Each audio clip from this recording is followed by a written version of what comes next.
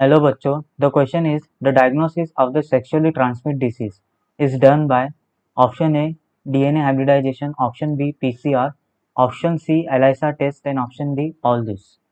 तो हमें पूछा है कि हम सेक्सुअली ट्रांसमिट डिसीज कैसे आइडेंटिफाई कर सकते हैं। तो what do mean by first of all the sexually transmit disease. Sexually transmit disease का मतलब क्या होता है? सेक्सुअली ट्रांसमिटेड डिसीज का मतलब क्या होता है? सेक्सुअली ट्रांसमिट डिसीज का मतलब होता है a disease which can easily a disease which can which can easily which can easily transmit which can easily which can easily transmit through the sexual intercourse, which can easily transmit through the sexual intercourse. उसी को हम क्या बोलते हैं? उसी को हम क्या बोलते हैं? सेक्सुअली ट्रांसमिट डिसीज या एसटीडी बोलते हैं। तो अगर यहाँ पे मैं एग्जाम्पल लूँ, जैसे सिफाइलियस, एड्स, ये सब क्या है? आपका सेक्सुअली ट्रांसमिट डिसीज है। तो इनको आइडेंटिफाई करने के 3 तरीके हैं। सबसे पहला है आपका DNA hybridisation. DNA hybridisation. Now DNA hybridisation में क्या होता है? डीएनए हाइब्रिडाइजेशन में सपोज आपका एड्स एड्स किसे इन्फेक्ट करता है? Macrophage cell.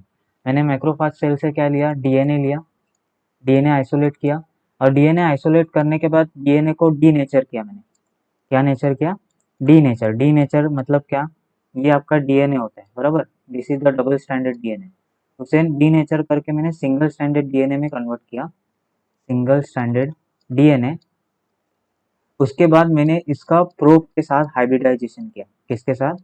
प्रोब के साथ क्या किया? इसका हाइब्रिडाइजेशन किया। हाइब्रिडाइजेशन मतलब पेयरिंग। प्रोब्स मतलब क्या?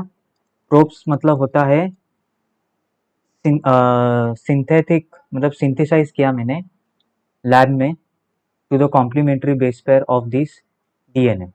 अभी एड्स के अंदर तो सिंगल स्टैंडर्ड डीएनए ही रहेगा, क्योंकि आरएनए जीनोम रहता है, वहां से रिवर्स ट्रांसक्रिप्टेज करके आप क्या कर रहे हो? सिंगल स्टैंडर्ड डीएनए है। तो सिंगल स्टैंडर्ड डीएनए तो यहाँ पे डीनेचर करने की जरूरत नहीं, लेकिन in case double standard DNA होता किसी में तो हमें डीनेचर करना पड़ता। तो प्रोब्स का मतलब होता है कि सिंथेसाइज डीएनए जो इसका कॉम्प्लीमेंट्री होगा। किसका? आपके सिंगल स्टैंडर्ड डीएनए जो एचआईवी वायरस से आपने आइसोलेट किया है इन्फेक्टेड सेल से। अगर उस प्रोब के साथ इसने कॉम्प्लीमेंट्री बेस पेयरिंग किया तो मतलब इसका मतलब ये होता है कि you are infected with the HIV virus.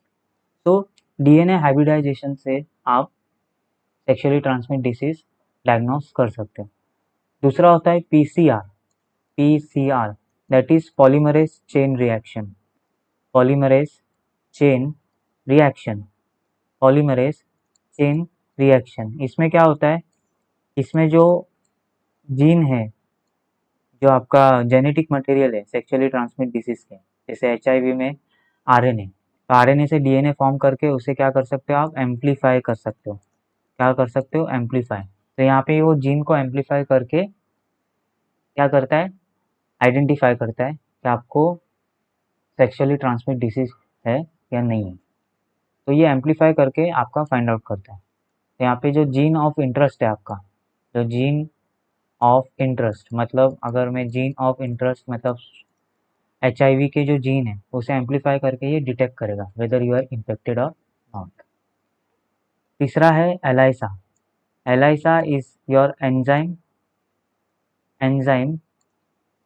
Immuno immuno एस्बॉर्टन ऐसे।